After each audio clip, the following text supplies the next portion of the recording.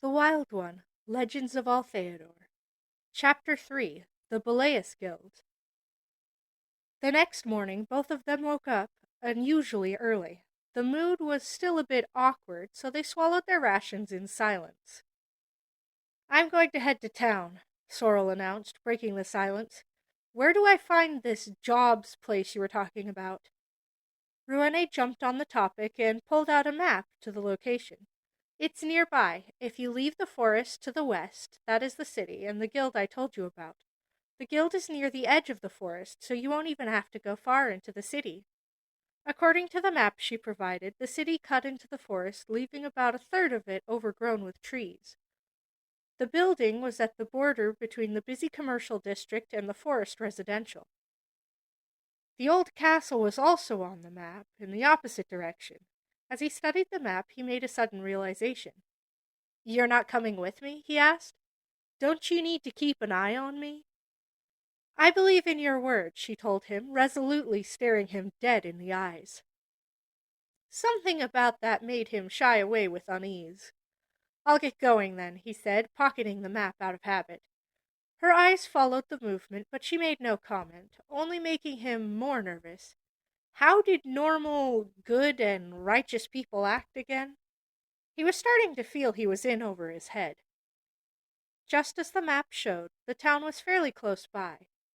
It didn't take him long before he was slipping past houses dotted here and there between the trees. As the trees slowly thinned out, he could see the rest of the town, as well as a particularly large building looming over the last few tree stumps. Could that be it? He stopped and pulled out the map to confirm. There was no doubt about it, that building was exactly where he needed to be. He just hadn't expected it to be quite so imposing. Now to find out what those legal jobs were. As he got closer, he noticed a stream of people coming and going from the building. There were locals, but there were also those who were clearly travelers. The reason for the building's enormous size must have been to accommodate all the traffic. He slipped into the flow and entered the building. A few people shot him odd looks as he entered, and it didn't take him long to realize why. Everyone there was taller than him. He had a bad feeling about this. A lady wearing some kind of uniform approached him. "Hello there. Are you lost? I'm afraid children aren't allowed to take jobs here." Sorrel grimaced. He knew it. Just because he was vertically challenged, he was constantly mistaken as a child. "I'm 16, he told her. She was a bit surprised. "Oh, I'm sorry. Do you mind if I use magic to authenticate your age?"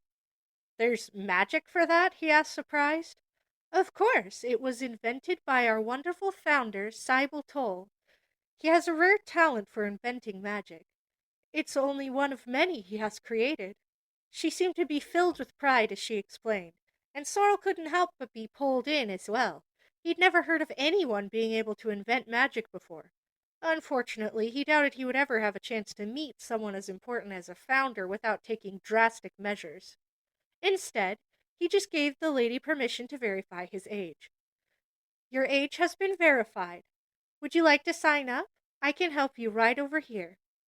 She gestured to a table with 2 chairs and a stack of paper sitting atop it. "What happens if I sign up?" Sorrel asked. It never hurt to cover his bases, and he had no intention of entering some kind of magic contract. "Signing up allows you to take jobs and sell things to us," she replied. "We do not take any materials from those who are not members, nor will they be paid if they complete jobs. The questions on our forms help us find jobs that best suit your skill set. Also, if you officially become a member, our guild can step in if something should go wrong on a job site." That all sounded suspiciously good. "What's the catch?" he demanded. She smiled knowingly. "Well, if you are caught using our name and information to sell materials to other businesses or persons, you will be fined twice the value of the material and immediately banned. Banned members are public information and can be used in legal cases against you if you are later accused of crimes, such as theft." Sorrel flinched. So that was how this whole place worked. Still, so long as he didn't slight them, it didn't seem to matter what he did otherwise. If the reputation of members here was so important, It might make life easier for him if he kept it up. We also keep track of activity. If you sign up and disappear, your membership will be revoked. Regaining your membership will require a series of competency and character tests. That also sounded like a pain. Why would anyone sign up if they were just going to leave? The lady seemed to guess his unasked question. There are those who try to use their membership to boost their reputation without doing any work. We frown upon such foolish exploitation. This may be more of a guild, but this is still a branch of the Belleas Company, and we hold high standards. High standards. Sorrel didn't like the sounds of that, but he wouldn't get anywhere if he didn't sign up. One more thing he had to check, though. If I move on to something else, I can cancel the membership, right? He checked. Of course. Membership can be canceled or suspended whenever you wish. We do warn that we only allow a total of 4 suspensions per membership. 4 suspensions? He decided to ignore whatever that meant, since he doubted he would bother with it.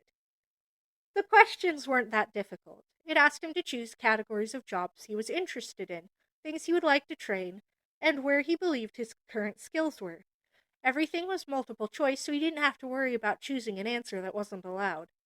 Based on the descriptions, he chose his current skills to be in line with those of a scout. Can I choose multiple things to learn? Sorrel asked.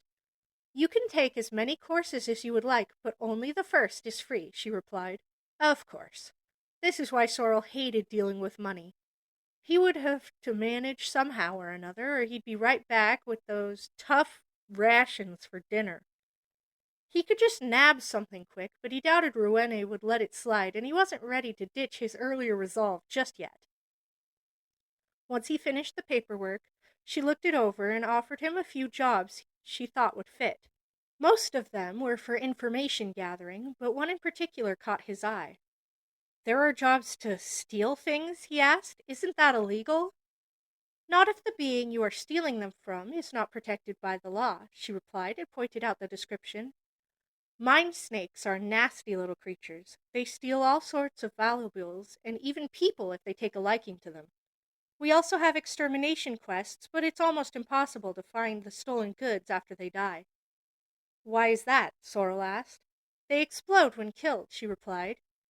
It's part of why they were named mind snakes. There are offshoot species like the gimme snakes that are much easier to deal with. They are smaller and faster, but that means they can't take as much. They also don't explode. I'll give that one a try, Sorrel decided, excited for the challenge. She gave him more paperwork describing all the details needed to know to find the snakes, and some details on how to deal with them. If you don't return in 2 days, we will send a rescue team for you, she promised. Cybele Toll watched a young lad leave the building with his hands full of papers. Mind snakes were tricky and usually never something you would give to a beginner. However, sometimes a rare, talented individual would arrive, and Cybele couldn't help but test their mettle. It was a bad habit of his, but he loved the game. A scout who was all too interested in a stealing mission, it was no secret that many reformed criminals came to find more legal work here. Cybele was perfectly fine with that. That was why he had set up so many precautions. Many of his finest talents had grown from living with the riffraff on the streets. What was more impressive about this particular lad was his magical aura, which he seemed completely unaware of. Wouldn't it be so much fun if he succeeds?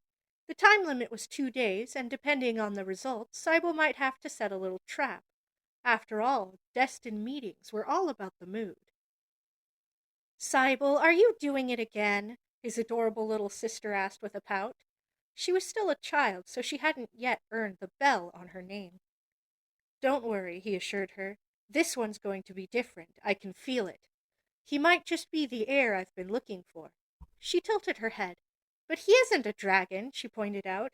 We always choose dragons.